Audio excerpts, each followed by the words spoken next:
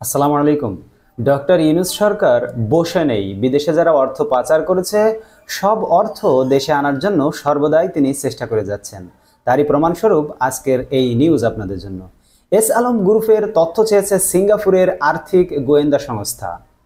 সিঙ্গাপুরের আর্থিক গোয়েন্দা সংস্থা financial intelligence unit FIU Bangladesh financial intelligence ইউনিটের বিএফআইইউ এর কাছে এস আলম গ্রুপ ও মালিকদের দেশ বিদেশে থাকা সম্পদের বিস্তারিত তথ্য জানতে চেয়েছে। নাম প্রকাশে অনিচ্ছুক বাংলাদেশ ব্যাংকের আর্থিক গোয়েন্দা বিভাগ বিএফআইইউ এর এক কর্মকর্তা দ্য ডেইলি স্টারকে বলেন, দ্বীপ রাষ্ট্রটির আর্থিক গোয়েন্দা বিভাগ এফআইইউ সম্প্রতি বিএফআইইউ এর কাছে একটি ইমেইল পাঠিয়েছে।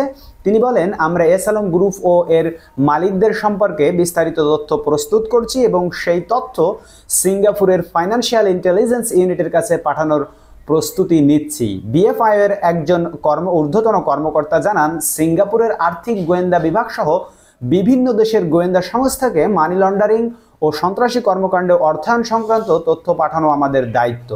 সাম্প্রতিক বছরগুলোতে কয়েকটি গণমাধ্যমে প্রকাশিত প্রতিবেদনের পর সিঙ্গাপুর সহ বিদেশে এস আলমের বিপুল সম্পদের তথ্য প্রকাশ্যে আসে। গত বছর দ্য ডেইলি স্টারকে এক প্রতিবেদনে বলা হয়েছিল, এস আলম দ্য ডেইলি স্টারের এক প্রতিবেদনে বলা হয়েছিল, এস আলম গ্রুপের মালিক সাইফুল আলম সিঙ্গাপুরের প্রায় $1 বিলিয়ন ব্যবসা বাণিজ্য সাম্রাজ্য গড়ে তুলেছেন। গত এক দশক ধরে সিঙ্গাপুরে সাইফুল আলম হোটেল, বাড়ি, রিটেইলস স্পেস সহ অন্যান্য সম্পত্তি কিনেছেন এবং সাইফুল আলম বাংলাদেশ ব্যাংকের অনুমতি ছাড়াই বিদেশে ব্যবসা শুরু করেছেন। বাংলাদেশে এস আলম গ্রুপ 6টি ব্যাংক ও একটি আর্থিক প্রতিষ্ঠান নিয়ন্ত্রণ করত।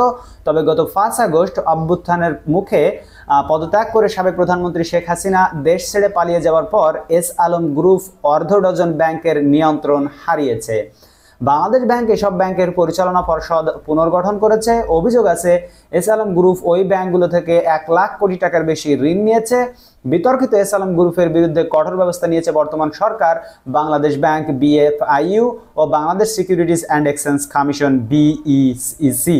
বিএফআইইউ ব্যবসায়ী গ্রুপটির সঙ্গে সম্পৃক্ত বেশ কয়েকজনের ব্যক্তিগত ব্যাংক হিসাব জব্দ করেছে।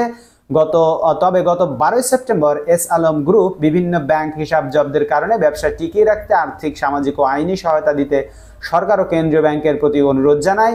এরপর কয়েকটি ব্যাংক এস আলম গ্রুপের ব্যবসায়িক হিসাব আনব্লক করেছে বলে কেন্দ্রীয় ব্যাংকের কর্মকর্তারা জানিয়েছেন। বন্ধুরা, বাংলাদেশে যারাই যেখান থেকে তদন্ত করতে চাক না কেন, আপনার সকলে একটা জিনিস বুঝে নেবেন যে সেখানে ডক্টর ইউনূসের হাত আছে।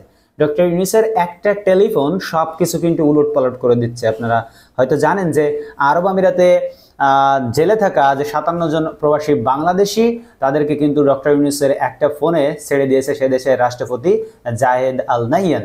সো এই হচ্ছে ডক্টর ইউনূসের ক্ষমতা, এবং যারা দুর্নীতি করে পাচার করেছে হাজার হাজার কোটি টাকা বাংলাদেশ থেকে, আশা করি কিছু টাকা হলেও আমাদের দেশে আসতে শুরু করবে এবং আমাদের দেশ আসলে সেই ফুলে ফলে শস্য শ্যামলা সুজলা সফলা বাংলা আবার ভরে উঠবে। আমি এই আশা ব্যক্ত করছি এবং আমাদের ভিতরে মানসিকতা সেরকম চেঞ্জ করতে হবে, তাহলে আমাদের দেশটি সুন্দর হবে। আশা করি আপনাদের ভিডিওটি ভালো লেগেছে। যদি ভালো লেগে থাকে তাহলে আমাদের চ্যানেলটিকে সাবস্ক্রাইব করে রাখুন। আমরা কোনো ভিত্তিহীন খবর প্রোভাইড করি না, আমরা সবসময় অথেন্টিক সোর্স থেকে অথেন্টিক খবর প্রোভাইড করে থাকি। এজন্য আপনারা আমাদের চ্যানেলটিকে সাবস্ক্রাইব করতে ভুলবেন না। দেখা পরবর্তী ভিডিওতে অন্য কোনো খবর নিয়ে, সেই পর্যন্ত আপনারা সকল ভালো থাকবেন। আল্লাহ হাফেজ।